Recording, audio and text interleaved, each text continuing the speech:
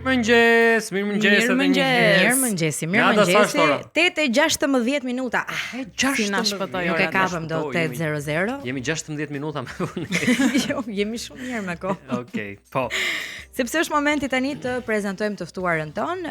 Folëm pak më herët për temën e ditës, solidariteti femëror, nëse është mit apo një realitet i përditshëm, por në thelb solidaritet femëror do të thotë të pranosh përvojën e një gruaje tjetër pa e paragjykuar edhe të ndodhesh pranë saj edhe në momentet e vështira. Sa po ndodh sot, sa e mbron edhe do shoqëria shqiptare vetë gruan edhe si është raporti mes njëra tjetrës, kemi zgjedhur që këtë pyetje ta diskutojmë me të ftuarën tonë Lira Çepani, kënaqësi e veçantë, mirëmëngjes. Mirëmëngjes Lira. Mirëmëngjes të gëzuar. U zgjova. Faleminderit shumë. Gëzuar festën edhe është gjithmonë kënaqësi që të kemi këtu në studio, edhe pse në një lidhje ne do donim që të kishim nga afër, por gjithsesi do ngelet për një moment tjetër. Me shumë kënaqësi, një moment tjetër ne ishim ditë e gjitha kjo javë ka qenë një ditë në terren me gratë dhe vajzat, prandaj unë sot nuk isha e mundur që të isha në Tiranë dhe të vija aty. Por faleminderit për urimin rreth parë. Ne e kemi një ditë në cilën festojmë në fakt arritjet sepse janë bërë, ka shumë hapa përpara për gratë shqiptare, por është një ditë në cilën edhe reflektojmë edhe protestojmë për ato arritje që ende nuk janë bërë të mundura, jo për mosdëshirën e grave, po për pengesat dhe barrierat që shoqëria ende u vë atyre. Dhe nga ana tjetër edhe shohim çdo 8 mars, po edhe çdo ditë si një përgjegjësi për të folur më shumë, për të kërkuar më shumë, sepse gratë dhe vajzat, sidomos gratë dhe vajzat shqiptare meritojnë më shumë. Lira, me që për ty është më e prekshme se sa për ne. Si do e përkufizoje, është solidariteti mes femrave realitet apo është thjesht një mit që më tepër flitet se sa i jepet rëndësi çdo ditë? Në para shumë vitesh, kur unë vendosa që të punoj në një ose të antarësohem fakt në një organizatë e cila është organizata që unë drejtoj sot, Rrjeti Barazim Vendimarrje, më thanë të gjithë do punosh me gratë, nuk punohet me gratë. Dhe një nga gjërat që na thanë të gjithë në fakt në vitin 2008 kur ne vendosim që ta krijonim këtë organizatë me gra nga partitë ndryshme politike, thanë e para është një organizatë grash dhe nuk do mbijetoj se aty do vriteni me njëra tjetrën. E dyta është një organizatë me gra nga partitë ndryshme politike, nuk do mbijetoni dot në një ambient. Do ketë më shumë konkurrencë se sa mbështetje. Kaq polarizuar politikisht sa është Shqipëria, dhe nuk do mbjetoni dot as 6 muaj, na dhan 6 muaj kohë. Ndërkohë ja ku jemi këtu pas 17 vitesh, edhe më shumë. Kështu që ja që ka solidaritet mes vajzave dhe grave, dhe realisht për mua unë besoj se është mit. Besoj se të gjitha gjërat që ne kemi arritur në kuadrin e të drejtave të vajzave dhe grave janë gjëra që kemi arritur sepse jemi bërë bashkë. Vetëm nuk mund të arrijë asnjë gjë. Po gjithsesi disa herë jemi bërë bashkë vajzat dhe gratë, disa herë jemi bërë bashkë edhe me burrat, Dhe kemi arritur gjëra të cilat janë të jashtëzakonshme për Shqipërinë, paktën flas, po edhe në botë. 8 mars ju dini shumë mirë që është një ditë ku një grup grash vendosën protestonin për orët e gjata të punës. Edhe vendosën kërkonin drejtat e tyre, kështu që kështu nisi 8 marsi. Edhe kështu ka nisur çdo e drejtë që është fituar. Kështu që patjetër që bashkimi bën fuqinë, edhe ne e kemi si moto të organizatës, sepse bashkë me vajza dhe gra nga gjithë Shqipëria, të cilat bashkohen për të ndasive, edhe politike, edhe gjeografike, edhe profesionale, edhe nga mosha, kemi arritur të bëjmë shumë për vajzat dhe gratë. Kështu që solidariteti është aty. Unë do të thoja që pjesa e luftës brenda llojit, e cila flitet shumë, është një mit, po nga ana tjetër është edhe më e dukshme sepse luftohet për shumë më pak vend. Pra, për shembull në politik, që është fusha në cilën ne angazhohemi. Nëse ka 10 vende, nuk e di, 10 vende në parlament për shembull, nëse burrat kanë 9 dhe janë 10 burra që luftojnë për 9 vende, është shumë e thjeshtë lufta edhe më e butë se sa 10 gra që luftojnë për një vend. Edhe prandaj duket sikur lufta brenda llojit mes grave është më e ashpër, sepse dhe mundësitë janë më të pakta, më të kufizuara. Elira, po sa i takon suksesit të gruas sot në kohrat që po jetojmë, a shihet më shumë si frymëzim apo si kërcënim? Suksesi i grave për gratë shihet si një frymëzim. Çdo grua që ja del është realisht një grua që frymëzon dhe është një model për shumë gra të tjera, të cilat kanë hasur dhe hasin barriera në jetën e tyre, edhe për shumë nga ato vajza të cilat kanë nevojë për modele. Është shumë e vështirë sot ende t'ja dalësh si një grua në pa u prekur nga këto barrierat, pra ti ja del patjetër, po e ke ngarkesën të dyfisht. Ke një ngarkesë më tepër dhe ke një le të themi ecën me frena që shoqëria t'i vën, ndërkohë që ti mund të ecësh me një shpejtësi shumë më të madhe.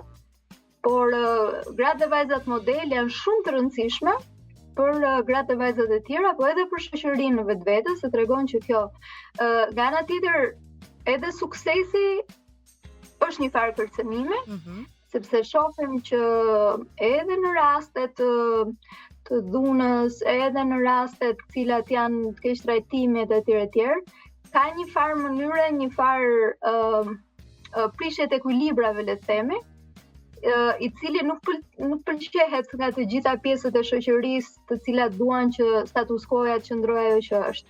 Dhe në momentin që ti e prish status quo, aty fillon dhe krijon në përplasje dhe problematika, kështu që aty mund shihet si kërcënim, po. Elir, po pse ekziston ende ky paragjykimi që sa herë kemi rastin e një vajze apo një gruaje që ja del me sukses edhe arrin shumë edhe ngjitet lart, ka gjithmonë një mashkull aty nga mbrapa që e ka ndihmuar, një dorë që e ka ngritur. Pse mendojmë kaq cekët? Po pra, po se është kjo pjesa e konceptit që një grua nuk e del dot vetë. Dhe ne ja kemi ushqyer vetes për shumë kohë këtë gjën, edhe ja kemi ushqyer edhe vetë vajzave dhe grave. Dhe nëse ti rritesh me modelin dhe me edukatën që ti nuk e për të dalë dot vetë asnjëherë se ke gjithmonë nevojë për dikë, atëherë patjetër që kjo do të bëhet psikoz. Edhe kur të bëhet psikoz, ti fillon edhe jeton në atë mënyrë jetën. Dhe pikërisht prandaj ne mundohemi që ti largojmë këto lloj stereotipesh edhe këto lloj kornizash në cilat janë futur gratë e vajzat, po edhe burrat dhe djemt në vetvete, në korniza të tjera. Shoqëria na vë ca korniza, të cilat ne duhet kuptojmë deri në momentin që janë të mira dhe pastaj nëse nuk janë të mira për ne dhe na pengojnë lirinë për të ecur përpara dhe shanset e barabarta, duhet të syejmë këto korniza. Dhe prandaj është shumë e dukshme kjo lufta për të drejtat, sepse ti syen korniza që kanë qenë aty, cilat prishin status quo-ra që janë prej qindra vitesh aty. Prandaj duket sikur është një luftë e vështirë, dhe në fakt është. Elira, qëndrojmë çik tek e kam unë çik problem, duhet ta them në çdo temë këtë punën e rrjeteve sociale. Edhe më takon mua që gjithmonë t'i bëj pyetjet sa i takon botës së rrjeteve sociale, sepse në fakt është një dukuri e pashmangshme sot në jetën tonë. Tani në këtë botën e rrjeteve sociale, virtuale, edhe kështu me radhë, kjo ndjesia e solidaritetit femëror, çfarë drejtimesh merr? Femrat shikojnë njëra tjetrën dhe në fakt ushqen ndjenjën e xhelozisë më shumë apo të motivimit me njëra tjetrën kur shikojnë po themi modele të ndryshme të vajzave nëpër botë që mund të jenë edhe influencera dhe kështu me radhë. Cila është ajo ndjesi që atyre ju në botën e sotme sipas mendimit tënd ushqejnë më shumë? Ka pasur një tip Barcelete që i thoshin burrave, mendoni se gratë dhe vajzat vishan dhe bëhen bukura për ju? Edhe ata thoshin që po, patjetër për ne bëhen bukura, thoshte jo, kjo nuk është e vërtetë. Ato bëhen bukura që të shikojnë njëra tjetrën, nuk bëhen bukura për burra. Dhe në fakt komplimentet kur i marrim nga vajzat dhe gratë na shijojnë më shumë dhe i marrim për të mirë qëna. Interesante se. Kështu që ka një patjetër që mund të ketë një lloj xhelozie. Unë them që rrjetet sociale janë bërë një problem, jo vetëm për vajzat dhe gratë për këtë lloj ndjesie, po jam bërë një problem që për cilën unë kam shkruar gjithmonë gjithë artikujt që bëj, është bërë një lloj gare se kush bën pushimet më të bukura, kush ka fotot më profesionale, kush ka, nuk e di, makinën më të mirë me cilën del në foto, aksesorët etj. Edhe kjo gjë është bërë e lodhshme. Dhe realisht konkurenca mund të jetë interesante, influencerat e kanë punë, por për brezat të cilët nuk janë ende të formuar mjaftueshëm për të kuptuar diferencën mes rrjeteve sociale dhe realitetit, kjo krijon shumë probleme psikologjike. Pra një person që ti e shef gjatë gjithë kohës të bukur, të rregulluar, të veshur, të lumtur, fillon dhe të krijon problematika në psikozën tënde dhe ti thua pse unë nuk jam perfekt, ndërkohë që ai person nuk e di sa filtra mund të ketë përdorur dhe përdor, si sa tualet bën etj. Dhe her pas here unë i them dhe njerëzve se thonë të ndjekim rrjetet sociale dukesh je shumë mirë. I them unë nuk nxjerr momentet e mia të vështira, rrallë herë nxjerr në rrjetet sociale, nxjerr momentet e mia të bukura dhe të suksesit, por pas atyre momenteve ka një punë shumë të madhe, ka një sakrificë shumë të madhe, ka net të tëra pa gjumë, me ato rrafët që në dalin pozitive, të cilët ne i maskojmë kur i vëmë rrjetet sociale me filtra, por i kemi aty, kështu që është shumë e rëndësishme që të kuptojmë që në rrjetet sociale përtej këtyre luftës mes gjinive apo kush del më mirë, duhet të kuptojmë që është një jetë virtuale e cila jo gjithmonë është e vërteta që ne e shohim në jetën reale. Dhe prandaj them që duhet të zbresim pak të dalim nga ky realiteti i rrjeteve sociale dhe të mundohemi të takojmë këta heronjt tan në jetën normale, në mënyrë që të shohim që ata janë gjithë njerëz si ne, edhe influencerët janë njerëz si ne, me të njëjtat probleme, mund të kenë ca probleme më të ndryshme, që ndoshta në Instagram nuk i pranojmë edhe nuk duam t'i ekspozojmë. Dhe politikanët janë njësoj si ne, dhe pra jemi të gjithë njerëz në fund të ditës me këmbë në tokë. Kështu që është mirë që të shkëputemi çik nga kjo pjesa dhe ata që i kemi qoftë herojnë, po edhe për cilët mund të jemi xheloz në rrjetet sociale, të mësojmë të shohim çik në jetën reale dhe pastaj të bëjmë balancën. Janë ashtu siç duket apo jo? Elira, a ke një shembull ose një histori personale solidariteti nga një grua tjetër që të është gjendur pranë në një moment ndoshta të suksesshëm ose të vështirë të jetës tënde? Kam shumë momente të vajzave dhe grave të cilat më janë gjetur pranë, unë kam shumë fat që jam e rrethuar nga vajza dhe gra të cilat janë arsyeja e suksesit tim. Unë kam një skuadër në rrjetin tim edhe në punën që bëj që pa ata nuk do isha këtu ku jam, edhe kam një skuadër që bashkë me mua rrinet pa gjumë, çohet herët në mëngjes, shkon nga Kuksi në Gjirokastër, nga Gjirokastra në Elbasan, edhe pastaj brenda ditës kthehet edhe bën një punë tjetër në Tiranë, kështu që pak këto gra të jashtëzakonshme që un kam, gra dhe vajza që i kam brenda skuadrës time, nuk patjetër që nuk do t'ja dilja. Kam gra të tjera të cilat më kanë ndenjur afër në momentet e mia më të vështira, të cilat edhe sot e kësaj dite më shkruajnë pafund, me mbështetje, me fjalë inkurajuese, me përqafime, më ndalojnë në rrugë, më përqafojnë, më thonë do t'ja dalësh, nuk je vetëm, dhe ndonjëherë të gjitha këto gjëra ty të bëjnë të kuptosh që realisht nuk je vetëm, edhe realisht gratë dhe vajzat ka një solidaritet mes njëra tjetrës, jo sepse unë nuk e kam ndjerë këtë gjë nga burrat dhe djemt, sepse i kemi bashkëpunëtorë shumë të mirë, të gjithë punët që bëjmë, por mes grash dhe vajzash ndoshta kuptohemi dhe pak më mirë për problematikat e përditshme që kemi dhe prandaj për mendimin tim solidariteti vjen më natyral. Dhe unë e kam patur dhe jam me shumë fat. A kam patur gra që më kanë kuptuar? Patjetër që kam patur. Kam akoma. Gra si është raporti? Janë më të shpeshta rastet e solidaritetit apo këto shkopinjt në rroda që vendosen? Po të luftojnë për çfarë? Më të shpeshta rastet e solidaritetit që më luftojnë mua personalisht. Po luftojnë se nuk e di. Mendojnë se marr diçka që mund të ishte e tyrja, për sport ndonjëherë, për tenis. S'kan çfarë bën ndonjëherë, e kupton? Për adrenalin. Po tani solidariteti vërtet na vjen natyrshëm, po ana buron së brendshmi apo është diçka që duhet të ndërtohet dhe të kultivohet ndër vite? Duhet edhe të kultivohet. Ne shqiptarët kemi një gjë shumë mirë që ne solidariteti na buron së brendshmi. Por kjo nuk do të thotë që nuk duhet ta kultivojmë edhe që nuk duhet ta edukojmë. Edhe prandaj për shembull një nga punës që ne bëjmë është që punojmë edhe me fëmijët edhe me trinjt për nisma të cilat janë, për shembull ne kemi një nismë që quhet Dita e Solidaritetit dhe Aktivizmit Social. Ku të rinj punojnë një ditë në kompani dhe pastaj atë fond që krijojnë e çojnë për nismat e solidaritetit për të rinj të tjerë që kanë më shumë nevojë. Kështu që me këto gjëra ti kupton që solidariteti ndonjëherë është përbëhet nga gjëra të vogla, po të cilat bëjnë ndryshimin. Nuk duhet bësh gjëra të mëdha, se ndonjëherë mendon që okay, s'kam kohë, s'kam mundësi të bëj nisma të mëdha, nuk e di të ndërtoj shtëpia të njerëzve në nevojë apo etj etj. Solidariteti tregohet edhe në gjëra shumë të vogla si ato që unë të thash.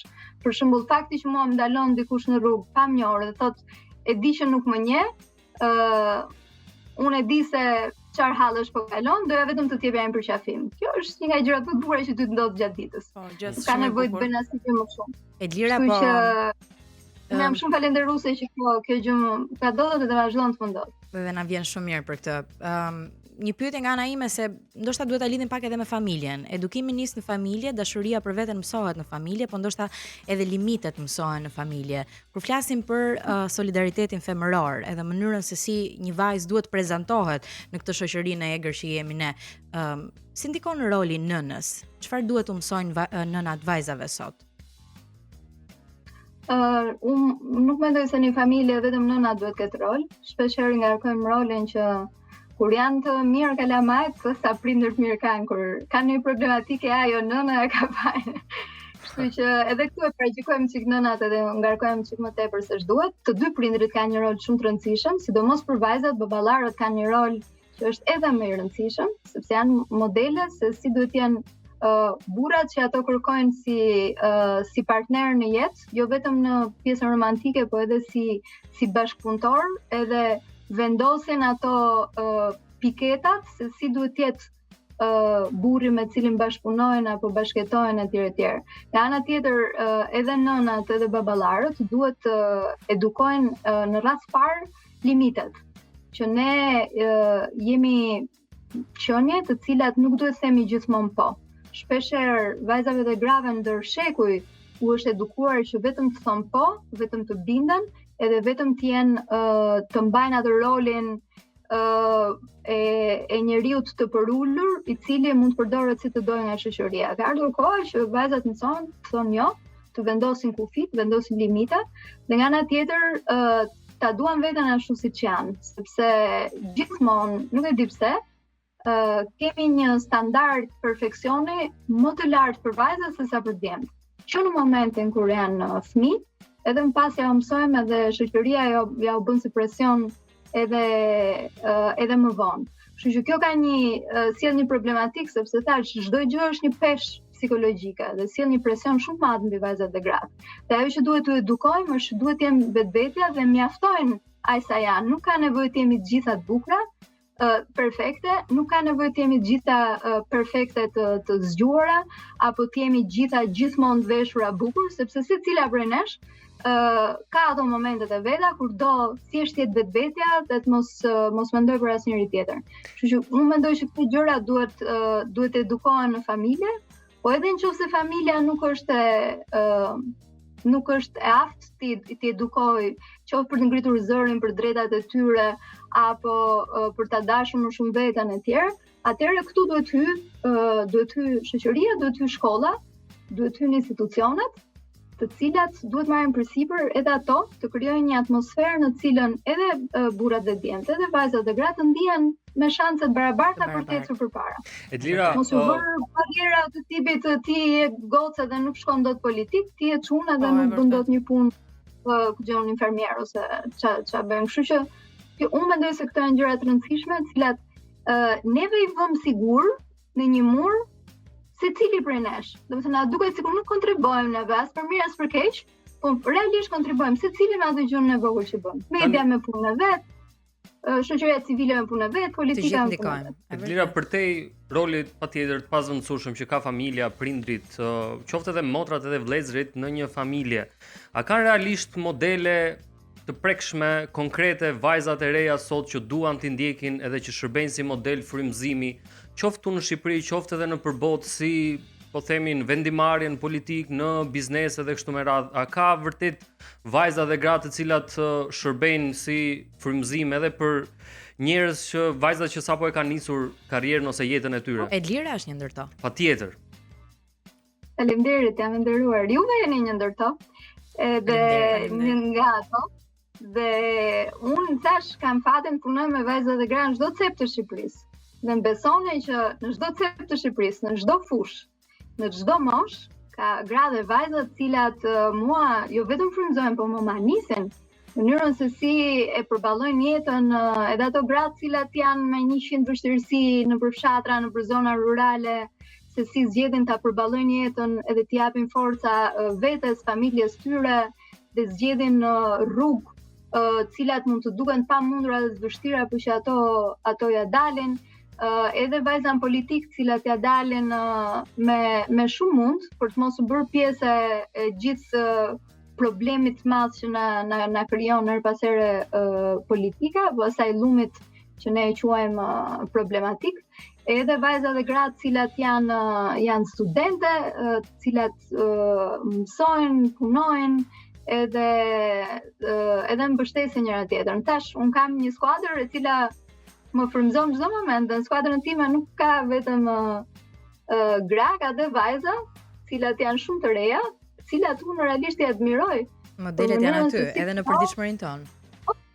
Po, dhe janë realisht aty. Dhe po të shihni, ne kemi nënën shumë të rëndësishme në Shqipëri, po të shihni realisht gjithë nënat tona janë nëna që frymëzojnë. E vërtet, e Dira, për ta mbyllur se jemi drejt fundit, duke qenë se folëm vetëm për gratë dhe vajzat, flasim pak për meshkujt. Edhe dua të sjell ndërmend Cher, këngëtaren e njohur që gjithmonë ka patur deklarata shpërthyese sa i takon burrave. Edhe e pyetur në një intervistë për rëndësinë e burrit, ajo thotë unë nuk mendoj që burrat janë domosdoshmëri, janë një luks. Madje janë si ëmbëlsirat, burrat janë si ëmbëlsirat. Cili është përkufizimi yt? Sa i rëndësishëm është një burr për një grua sot? Mira, ëmbëlsirat janë të rëndësishme në jetë. Pashë që njëri duhet fika. Duhen. Unë jam një nga ata njerëz, një nga ato vajza që burrat e jetës time i kanë patur mbështetjen kryesore në gjithë gjërat që kanë bërë. Duke filluar që nga babai im, i cili ka qenë një mbështetje edhe në ato përpjekjet e mia të shumta që vazhdojnë edhe sot për të thyer status quo, ku baballar të tjerë do kishin dhënë problematika, ishte shumë mbështetje për mua gjithmonë. Ka thënë po, bëj se ti mund ta bësh.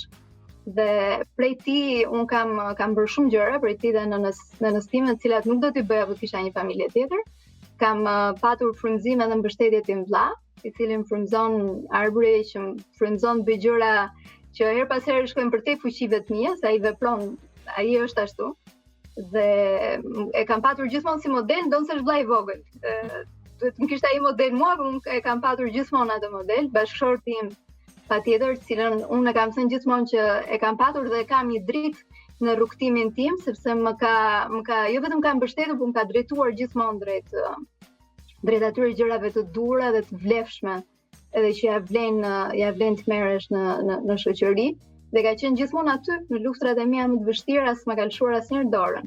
Kështu që dhe një tjetër që mua më frymëzon shumë, edhe për të cilin ngrihem çdo mëngjes dhe mundohem ta bëj shoqëri një vend më të mirë, që është djali im. Është djali im 8 vjeç, Renarti, të cilin unë e kam realisht një nga njerëzit më të rëndësishëm në jetë dhe pa të cilin nuk do bëja dot. Dhe ai gjithashtu dhe çdo fëmijë që ne kemi na drejton që të marrim vendimet e duhura dhe të vëmë prioritetet e duhura, se duke u rritur ndonjëherë i harrojmë. Kështu që dhe gjithashtu un kam patur gjithmonë miq, shokët e mi të ngushtë kanë qenë gjithmonë çuna, dhe miq me cilët kam bashkëpunuar dhe vazhdoj të bashkëpunoj. dhe që më kanë ndihmuar, më kanë mbështetur dhe cilët i kam mbështetur. Kështu që unë them gjithmonë një shprehje që jo vetëm për jetën tonë, por edhe për shoqërinë. Shoqëria është si një anije e cila ka mundësi të ecë me 2 motor.